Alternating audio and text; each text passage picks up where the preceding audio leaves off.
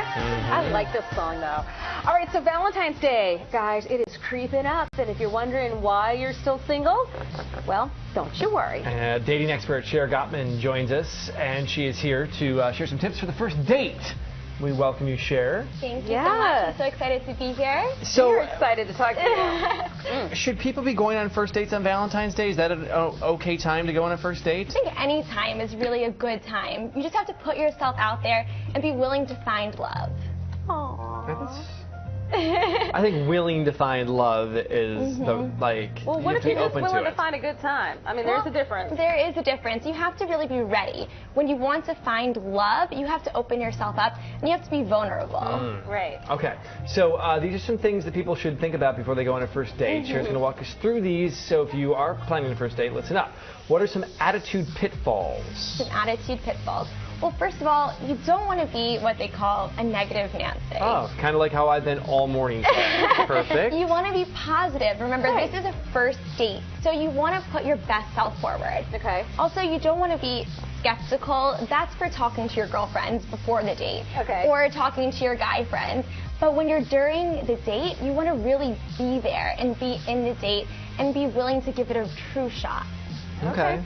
All right, so how should you dress? I mean, I'm guessing it depends on where you're going. It does, yes. So it really depends. You have to dress appropriately for the date. So if you're going out to coffee, we're not going to wear a dress and heels, right? And you're not going to wear a suit. So you have to really dress what's right for the date. Okay. Also, you want to show off your best features. So if you like your hair, if that's what's good for you, then wear your hair down and let it flow. Or if a guy thinks he has good biceps, then wear a fitted shirt. Wear what you feel confident. Guns out. But most importantly, I'm just going to say you always have to go in with a smile and also with confidence. So I always tell my clients before going on the date, take a nice deep breath, because what does that do?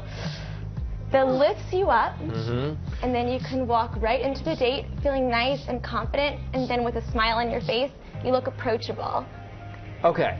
Now, I am a t-shirt and jeans kind of guy. I'll take that back. I would prefer to wear sweatpants out in public every single day of the weekend. But I know that it's not appropriate, so I put short or jeans on. Okay. But should you go to somewhere where you're most comfortable? Like, if I wore a collared shirt out on a Friday night or a Saturday night, I'm not comfortable like that. You have to do what's most comfortable for you, because where are you going to be confident in? You have to be confident. That's the most important thing. So if you're not confident wearing this kind of attire, then don't wear it, or don't take her to a place that you have to wear it. Because as the guy, you're probably going to be the one planning the date, right? So what about for women? We don't want to have a Chrissy Teigen at the Super Bowl kind of experience, you know? Right. We don't want things slipping out that shouldn't slip out. That's true. That's very, very true. The date changes all kinds of demeanor at that point. The guy doesn't care. Right, but you don't want to look at them just physically. You want to first learn what's inside, because that's how a relationship is truly going to progress.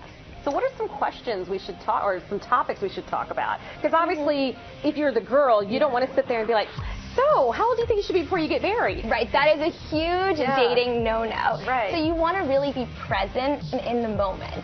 You don't want to talk about your past or your exes or talk about the future. I call that like a pushy Pamela thing. So when do you want to get married? When do you want to have kids? Oh, like, God. That's definitely a no-no. Pushy Pamela. And definitely a turn-off. So you want to really be in the moment so you can really get to know them. Also, you don't want like surface-level questions, because people like other people who they feel connected to. So when you're connected to a person and you start to share common passions and common interests, then that date and that relationship is going to grow even more. So is there something like, if I said to the kid, hey kid, you know, so I have a dog. Do you have a dog? And if he said yes, wouldn't that be like a little light in my head that's like, okay, so he's not afraid of commitment. Right. That doesn't mean he's going to have a commitment with me right now, but I mean. But also you share a common interest, which is great. And then you'll start talking about how you love your dog, and you'll show each other pictures. And all of a sudden you're building a connection, which is the most important thing in a date. I go on dates and I'm like, I don't have a dog, I don't have a plant, I don't have a car, I don't have a mortgage. I have no job. No commitment. All right. Come see me, I'll take care of you. Okay, what are some common mistakes that men make while planning a first date? I think the most common one is not having a plan. So I don't know how many times women get all dressed up and the guy shows up and he's like, so what do you want to do tonight?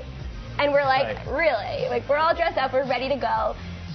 So I think it's just very important at least to have a plan. But isn't that bad? Isn't that putting too much on giving men too much responsibility? Men we don't know how to put plans together. That's not how our brains work. Okay, well then plan before you actually show up. Because if you're planning, you get there, you have to plan, all of a sudden this whole stress comes on. It happened last night on The Bachelor. Nick took them all. He's like, I just want to have a relaxing day playing volleyball, and it backfired on him. He's like, I just thought this would be fun, but he didn't see it all the way through like a woman would, where she's like, this is a horrible idea. You're going to have all these girls fighting against each other playing volleyball. They're not getting your attention. Too much tension. Sand gets where sand should never get. Exactly. You don't need to add extra stress to the date. So have some sort of plan, whether it's at least, hey, we're going to go get pizza and whatever happens after that is fine. But better than just like, well, where do you want to go? Right. But also, if you are going to, you're going to pick her up or you're going to go out to eat, make sure you have either a reservation or you're meeting her for happy hour. Get there early, because there's nothing worse when you get there, you're standing around awkwardly, it's a first date. Get there early, get a seat at the bar. Remember, if you're trying to date, you want to find love, then you need to make this a priority. And locking down a second date? So how to lock down a second date, you're asking? Well, first of all, you don't go home with them on the first date. That's a no-no. You want to keep them always wanting more. So how do you do that? You build connections, and you also you're very present in the moment. You're really trying to build that connection so they continuously want. Okay, so let me ask you this. I don't go home with them on the first date. I don't know how much I really like them. He doesn't go home with them. He kicks them out. So so that 3-date rule, that's baloney, right? Because my husband was like, we're going to talk the next day, and I was like, oh yeah, right. He's not going to call me, but he did. He called me the next day. No, that's so I kind of think that if you like somebody, you don't have to go home with them, but make that effort. Like, hey, can I call you tomorrow? Or definitely, I 100% agree with you. But the thing is, if you go home too soon, you're thinking physically about the person, and you're not really getting that emotional relationship. Sometimes it does work. However, there's the common saying, why buy the milk if you can get the whole cow for free? Ooh. And it works in dating as well. Cher, if somebody's looking for some help on a first date, where can they find you? They can go to NYCWingwoman.com. Excellent. Yes, and I'd be more than happy to help. So I'm a dating coach, love expert, and wingwoman. So, thank you very much. Yes, well, thank you Good so stuff. much. Happy Valentine's Day. Happy Valentine's Day to you. Coming up, now that you know some tricks to the land for the first date, or how to land the first date, we have a tasty and chocolate date idea for you for the second date. Stay with us and find out what that's all about when Let's Talk Live continues right here on News Channel 8.